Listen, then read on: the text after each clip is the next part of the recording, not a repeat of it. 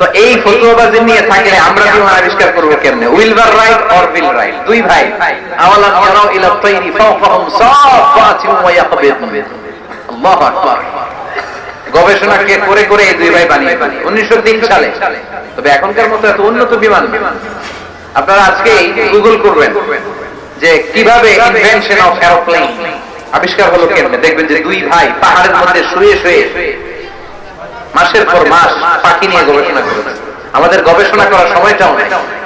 অন্যদের পিছনে লেগে থাকলে গবেষণার সময় থাকবে? কথা কন। এই দল ওই দলের গালি দেয়, এই দল ওরা করতে ভারতপন্থী, ওই দল এরা করতে পাকিস্তান পন্থী, তো বাংলাদেশ পন্থী কারা? কথা কন। আমরা সাধারণ জনগণ বাংলাদেশ পন্থী চিল্লায় বলেন ঠিক কি না?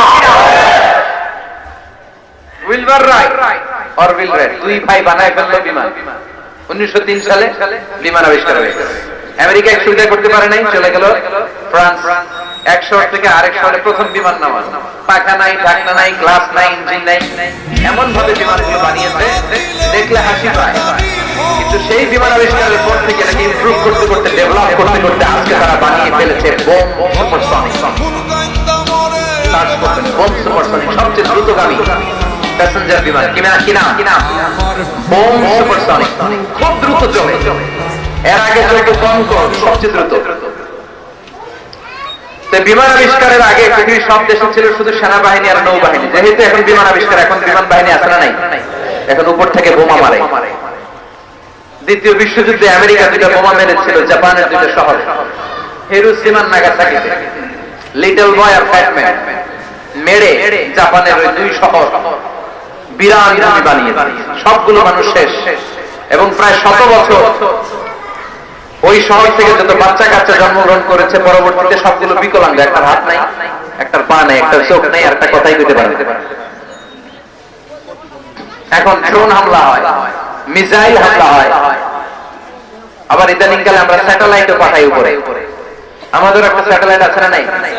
Bangabandhu satellite channel of Bangladesh আছে না নাই? কিছুদিন আগে নিউজে শুনলাম এটা নাকি উদাও। এটা কি আছে না গেছে? হ্যাঁ, নিউজে আসছিল যে এটা নাকি উদাও হয়ে গেছে। এটা যেন না হারায়। অনেক টাকা আমাদের গরিব মানুষ, আমরা এদেশের খেটে খাওয়া মানুষের টাকা দিয়ে এই স্যাটেলাইট চ্যানেলকে পাঠানো হয়েছে। এটা যেন আল্লাহ হেফাজতে রাখে, আমরা চিল্লায় পড়ি আমিন। তো এই সূরাটা শেষে আল্লাহ একটা প্রশ্ন করেছে আপনাদের সবাইকে। প্রশ্ন রেখে আল্লাহ শেষ করেছে। দেখেন একটার পর একটা মেসেজ। আল্লাহ বলে মুক্ত বিহঙ্গের দিকে তাকা। কিভাবে পাখিগুলো ডানা ঝাপটায়, এগুলো তাকালেই আপনি পাখির ভিতরে পাখির রব আল্লাহরে খুঁজে পাবেন, ঠিক কিনা?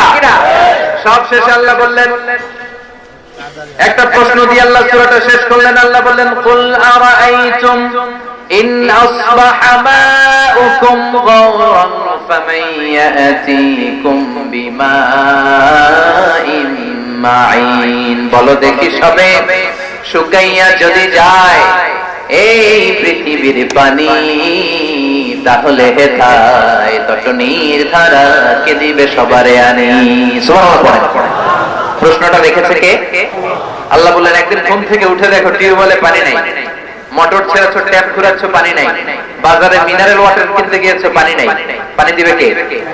পানি সম্পদ মন্ত্রী, প্রধানমন্ত্রী, গোটা বিশ্বের সবাই মিলে এক ফোঁটা পানি বানাতে পারে?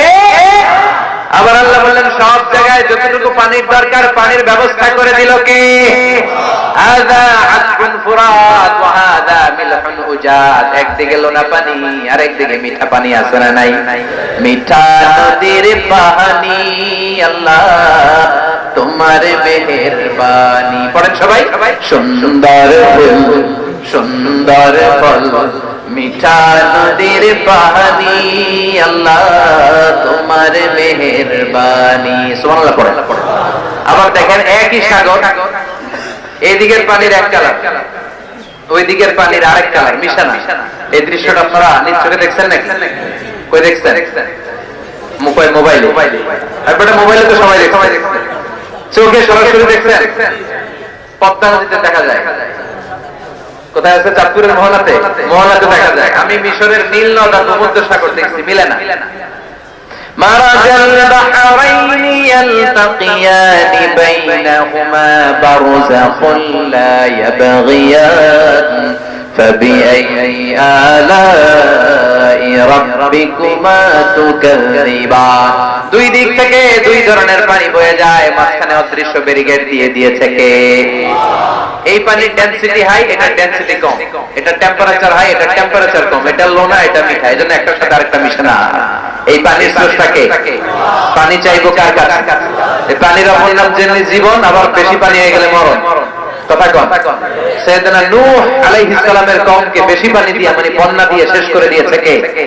এজন্য নিচে আযাব, উপরে আযাব, চারিদিকে আযাব, চারিদিকে জুনদুম মিন জুনুদিল্লাহ, আল্লাহর সৈনিকেরা অপেক্ষা করছে।